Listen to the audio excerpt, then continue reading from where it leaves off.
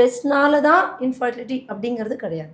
Stress is one of the cause of infertility. Okay. இப்போ என்ன problem ஆகும்னா, நம்ம ஸ்ட்ரெஸ் எடுத்துக்க இன்ஃபர்டிலிட்டி போகுதுங்களா, அப்போ நமக்கு வந்து ப்ரெக்னன்சி டிலே ஆகும்போது ஸ்ட்ரெஸ் இன்க்ரீஸ் ஆகுது.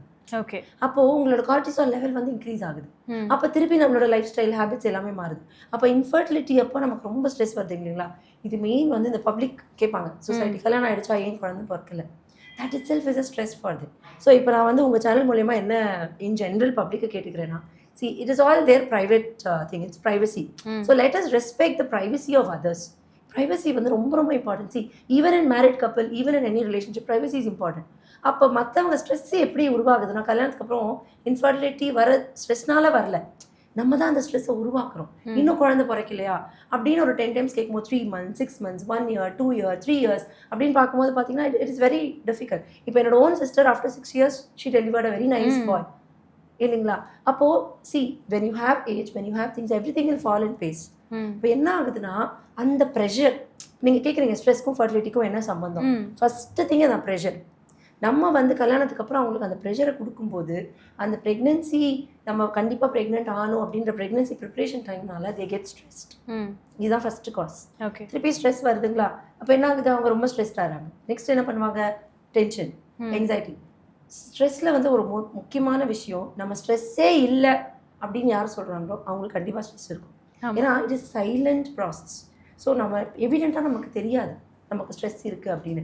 ஸோ அந்த கார்டிசால் லெவலில் கம்மி பண்ணுறதுக்கு நம்ம இந்த ஹாப்பி ஹார்மோன்ஸ் வந்து இன்க்ரீஸ் பண்ணலாம். ஸோ ஸ்ட்ரெஸ் வந்ததுக்கப்புறம் வி ஹேவ் டு மேனேஜ். இப்போ எல்லாரும் வந்து ஸ்ட்ரெஸ் எடுத்துக்காது அப்படின்னு சொல்கிறாங்க. Let me tell you something, how you manage your stress. Very சிம்பிளுங்க. இப்போ உங்களுக்கு நீங்கள் தான் எக்ஸாம்பிள், உங்களுக்கு ரொம்ப ஸ்ட்ரெஸ் இருக்குன்னு வச்சுக்கோங்க. So your married and your so worried அப்படின்னும் போது நம்ம யாராவது ஒரு கொஸ்டின் கேட்குறோமா, யாராவது உங்களை ஏதாவது பண்ணுறாங்களா, see it is like focus on yourself. People come and go. புரியுதுங்களா. This is a very important very nice goal. Just focus on yourself. People will come in your life, people will go in life, they say anything. You focus just in your voice. Outer நாய்ஸை கண்டிப்பாக கவலைப்படாதீங்க. This is one thing which I want to tell everybody, especially married women. ஏன்னா married விமனுக்கு வந்து குழந்தை எப்போ பிறக்குங்கிற ஒரு பெரிய stress. So don't bother about the outside world. இது ஃபர்ஸ்ட் திங்.